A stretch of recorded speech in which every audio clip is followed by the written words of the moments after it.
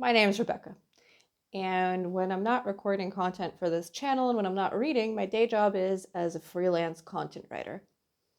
Or maybe I should say my day job was as a freelance content writer because, like most people in creative or creative adjacent creative fields, since the end of last year, my job has pretty much declined thanks to AI. Now, what's a girl to do when the career she spent 5 years building is broken due to circumstances completely outside of her control? Besides, go back to the wasteland that is Upwork and updating your resume and scrolling through LinkedIn and crying. One option is to fantasize about revenge. One option is to plan your war on AI. One option is to think about the Butlerian Jihad. That's right. I'm finally reading Dune since I have a lot of free time now.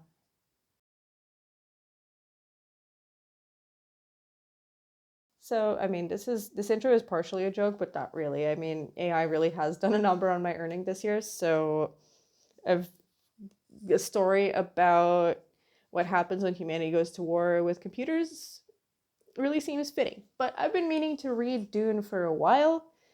I never do this, but I watched the movie before I read the book. Usually I'm one of those people that's like, no, I'll never watch a movie based on a book if I haven't read the actual book. And then I realized it's stupid and I'm missing out on a cultural happening. And I went and watched Timothy Chalamet and Zendaya like prance around the desert. So both installments that have come out so far.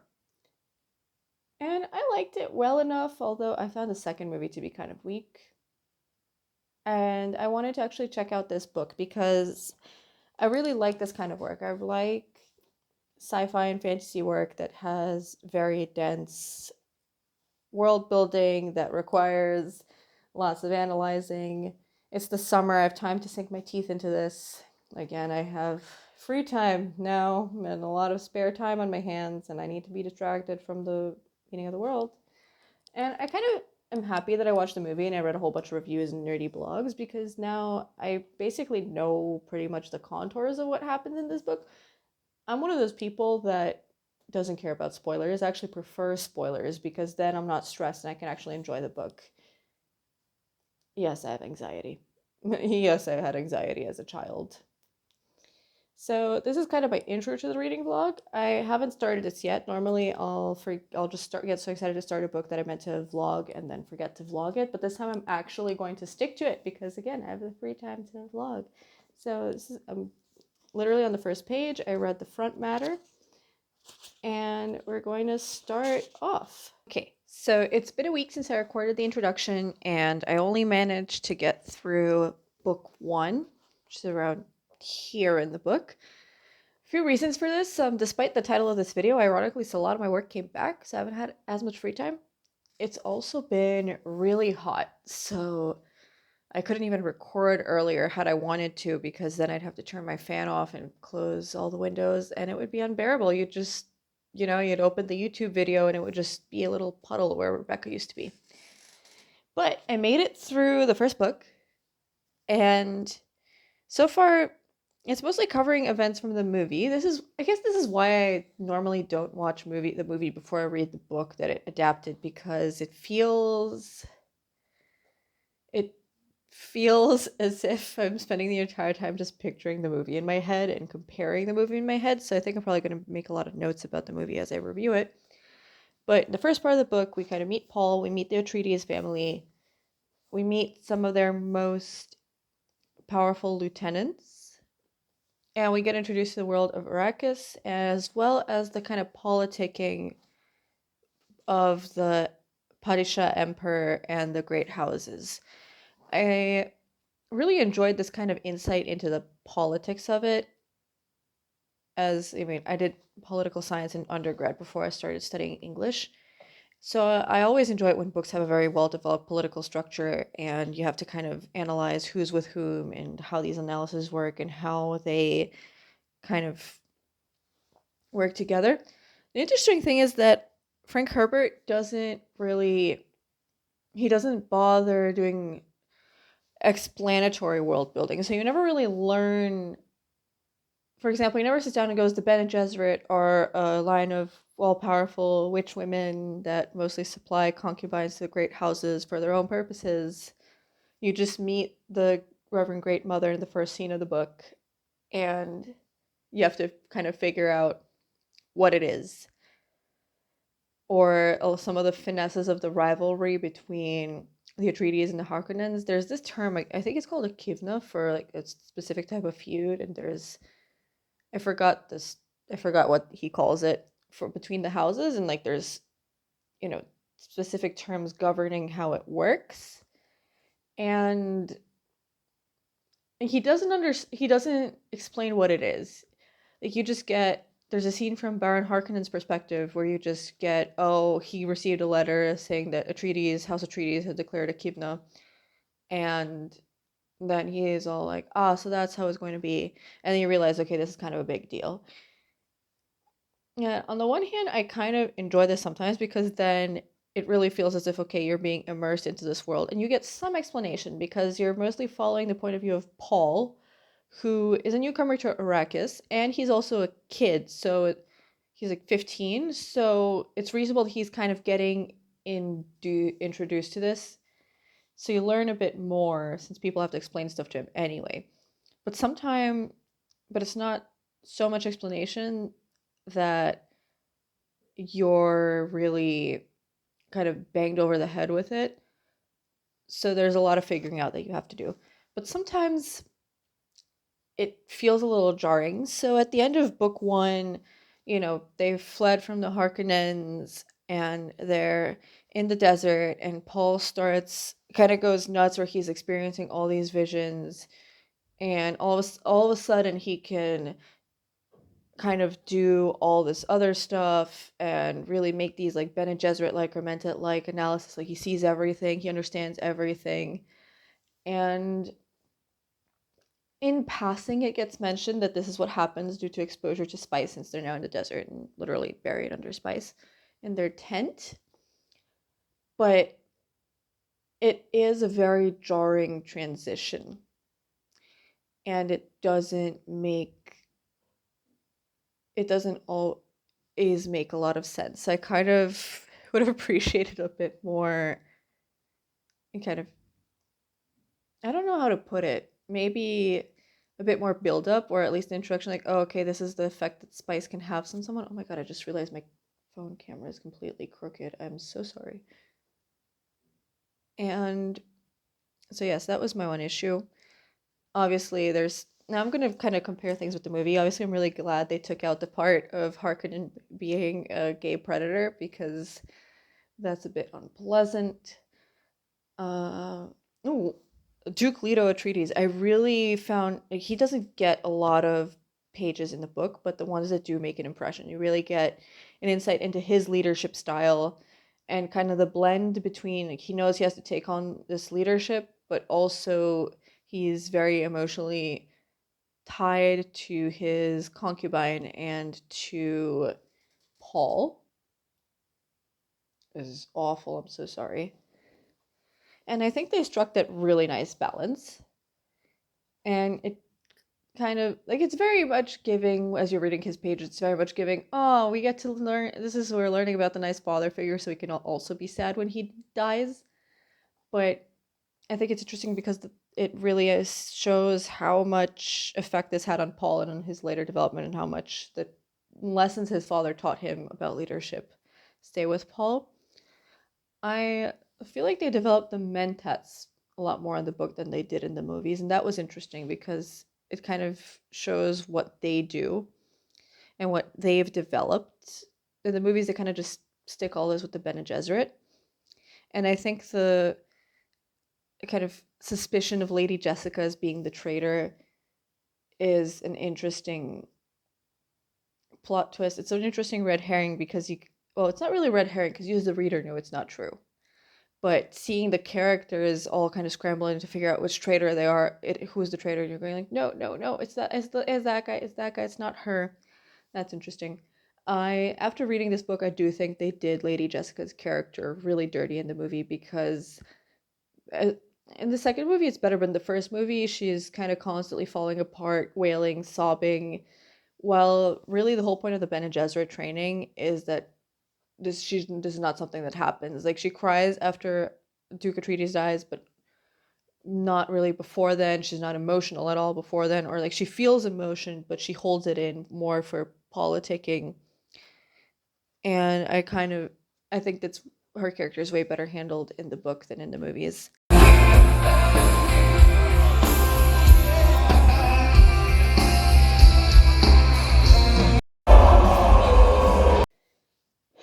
So I learned some valuable lessons last weekend, and one of those lessons was don't anticipate being able to read at all when you're going to a weekend long music festival, let alone being able to record content. So I am not bringing this vlog from the metal festival in Bulgaria as promised, but to kind of switch up the, I guess, monotony of my videos, I'm recording this in front of my other bookshelf, which I normally don't record in front of because I'd have to stand up and my tripod is really stupid.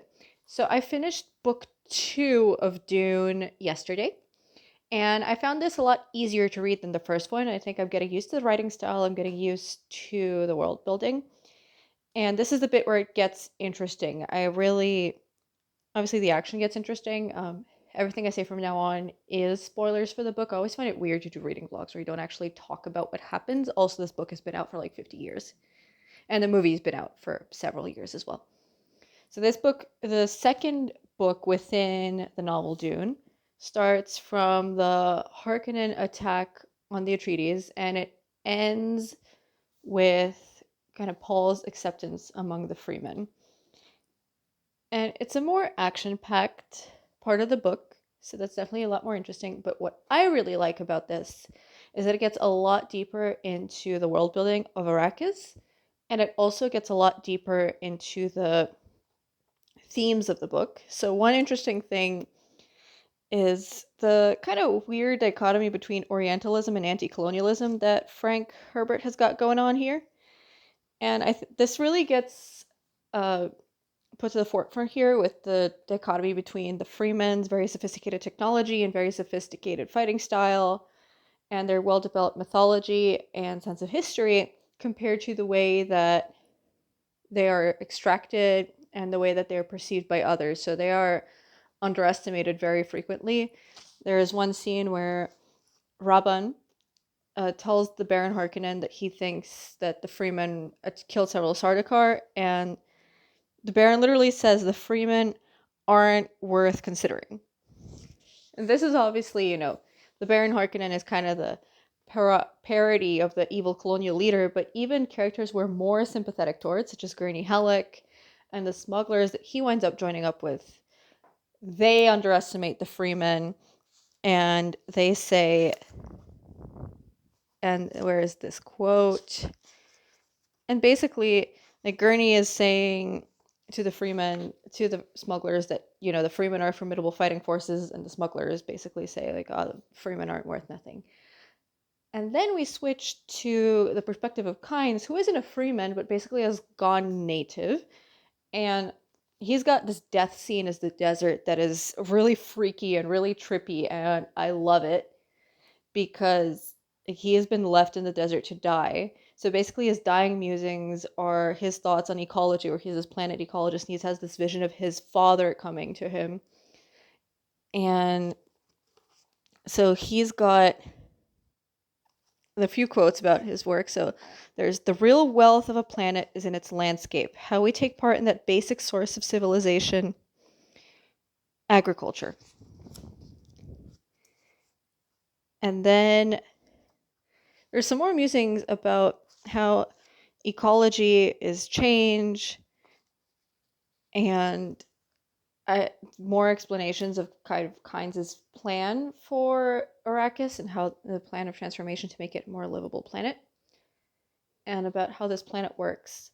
But Kynes also introduces the third theme that really gains in prominence in this part of the book, which is destiny and the idea of the chosen one.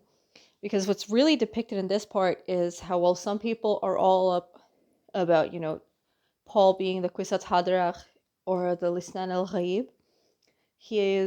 Some people are very resistant to this idea, not because they doubt it, but because they are afraid of the possibility of the legend coming true.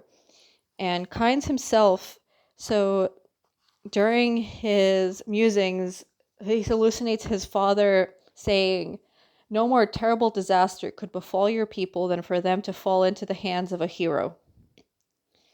So basically, this means that for a people such as the Freemen, they're expecting this hero and they want this hero, but the hero will lead them into disaster and he will lead them into battle, and a lot of them are going to die. And how heroes, they're a lot of times it's really bloody to be following them. But then, and there's also an interesting tension as Paul and Lady Jessica are found by the Freemen, and there is some evidence of him kind of stepping into his role as the chosen one, and she's observing him, but she's also doesn't want him to get carried away because she's also a mother in addition to being one of the Bene Gesserit. I find it really interesting the scene where after he kills Jamis, she forcibly humbles him because she doesn't want him to get kind of drunk on the idea of power and blood. But there's also Paul's growing awareness of his destiny as he's more exposed to spice, but also as he's kind of growing up and noticing the machinations all around him. There's one really interesting quote where he says, "My mother is my enemy. She does not know it, but she is. She's bringing the jihad. She bore me, she trained me. She is my enemy." Where Paul is conscious of this idea of his destiny, and he's conscious that this is a result of the Bene Gesserit and their kind of selective breeding program, which is really weird, but also the legends that they've planted on purpose to kind of create a fertile ground for their chosen one wherever he may arise. But he doesn't want it. He sees this as the element of his destruction, and a lot of this book is basically him having these visions of the future and thinking about what steps he can take to prevent it. And I just thought that was really interesting to kind of see the struggle where we kind of know where this is going, but the main character really wants to avoid it at all costs. I actually I pretty much breezed through this section once I got back from Bulgaria, so I am excited to read more. I also found it interesting to get more into the worldview and kind of the real life inspirations that Frank Herbert brought. As I'm reading these kind of big complex books, I usually like to read articles and reviews and deeper analyses. And one that stood out for me for this section is called Dune and the Delicate Art of Making Fictional Languages by Manveer Singh in The New Yorker. I'm going to link to it. And the article talks about the way it follows this guy who's a conlang expert who's kind of invented fictional languages for different franchises from Game of Thrones, and he also did the Dune language. And it kind of traces his philosophy, which is basically based on like linguistic reality and what's realistic. And okay, it's not realistic for these languages to have any elements from from languages that we speak today, which from a linguistic perspective is true, but it takes away a major theme in the book, which is that kind of the Freemen are based on Arab anti-colonial revolutionaries, including the Algerians, and the Arabic in the book is very intentionally included. Like the languages that the Freemen speak very intentionally uses Arabic phrases as a callback to this legacy and as a way of bringing this legacy to a wider public. I found it interesting. I found this article after I started researching it because I recognized some Serbo-Croatian phrases in the Freeman language, and I also recognized some Romani phrases because these are all languages that I have a basic knowledge of. So it's interesting to be like, oh wait, I think this means this. And I find that I agree with Manveer Singh that the movie erasing it really takes away the theme of the plot, because I mean the point of Dune isn't that it's realistic. We're talking about sandworms here. Like I'm not going to be sitting there like, I hear a phrase from a language that I understand. That means this book could totally never happen. Like I don't think it's gonna happen anyway. And I think we really did lose a lot in the movie by taking that out. that makes me more interested to read the book and keep on seeing the parallels between these real life independence struggles and the Freeman that Frank Herbert drew.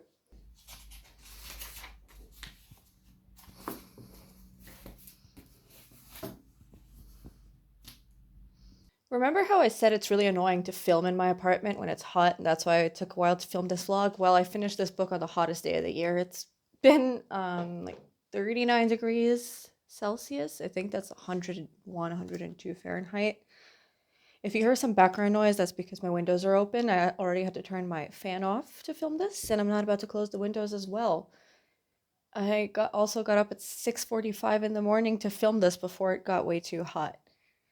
Really, bringing the atmosphere of Arrakis to niche. So thank you for that, weather. I am hoping for rain. So that's enough talk about weather. Let's talk about the ending of Dune. So I finished the book 3 within this first volume. And basically, book 3 focuses essentially on Paul coming into his own. This is the shortest book, I think, and it's definitely the most compact action. So it takes place after a 2-year time jump compared to the rest of the book, but it only takes place over a few days.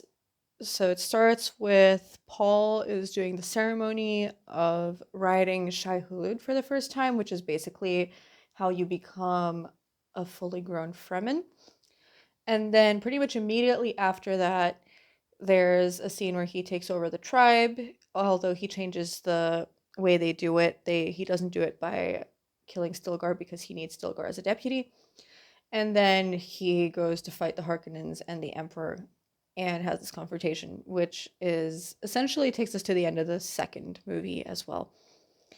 Again, I kind of hate that I'm doing the reference to the movie, but that is kind of the frame with which I'm approaching this. So this is basically the third book really has this theme of one, not just Paul coming of age, but also Paul accepting his destiny, however terrible it is, because he's had some foreknowledge of that, but now he's understanding what this means, accepting it, and essentially reveling in it. However, it's not all fun and games. There is a really interesting quote where he's realized after he takes over the tribe, where he goes, or Stilgar becomes the true believer, and then here it goes. In that instant, Paul saw how Stilgar had been transformed from the Fremen Naib to a creature of the Lisan al-Ghaib, a receptacle for awe and obedience. It was a lessening of the man, and Paul felt the ghost wind of the jihad in it. I have seen a friend become a worshipper, he thought. In a rush of loneliness, Paul glanced around the room, noting how proper and on review his guards had become in his presence. So Paul basically assumes this identity of the chosen one, but he's no longer fighting in it, but it's not without sacrifice on his part. He's suddenly realizing how difficult it is to have human relationships and how people that he considered friends and equals are now treating him as their superior. And not their superior, but their God. And how very lonely it is to go from being just respected and honored and the receptacle of friendship to being worshipped. And I thought that was interesting. And honestly, that's enough to make me want to read Children of Dune and Dune Messiah to see how they kind of handle this dichotomy going forward. And also because the premonitions within this book are clear that it's about to be a very violent war with lots of upheaval in this society. So I'm interested to see what happens. And I think I'm definitely going to read these before the next Dune movie comes out, because I don't want to do this thing again where I am comparing the movie to the book, or kind of going into this just picturing events from the movie. And yeah, the other thing I will say though is that the only other movie comparison I want to make is that I will admit I enjoyed the character of Chani a lot better in Zendaya's portrayal than it is in the book, because here Chani is pretty much a non-entity. She's just there to kind of do whatever Paul wants, happily bear his child. It's like, oh no, kind of sad the kid died, off screen, off paper, and then just happily steps aside when it's time for him to marry someone else, and is just completely fine with him kind of being this messiah to her people. And I like the additional complexity that Zendaya brought to the character. Now, to my initial reason for reading this book, which is how does this book hold up in the time of AI? I found this YouTube video online that kind of challenges the idea that Dune is anti-technology. I haven't watched it as a recording, but I'm going to watch it before editing this, and I'm going to link it down below because I think that's interesting. But what I found really interesting was this quote from the beginning where the Reverend Mother talks to Paul after administering the Gom Jabbar test. She said, "Once men turned their thinking over to machines in the hope that this would set them free, but that only permitted other men with machines to enslave them. Thou shalt not make a machine in the likeness of a man's mind," Paul quoted. So basically, the justification for the Butlerian Jihad is that people turned too much of their thinkings to machines, and machines took away human freedom. And a running theme in this book is about what makes someone human. When the Reverend Mother administers the test to Paul, she says, okay, so this means if you pass, this means that you join the ranks of human, not animal. You're able to overcome your animal instincts to free yourself. There's obviously with the whole Bene Gesserit, obviously this comes with a note of eugenics, which from our modern perspective is a little bit hinky, but I think the Bene Gesserit don't come out looking like the good guys here anyway. So I'm not saying Frank Herbert was problematic for this in particular.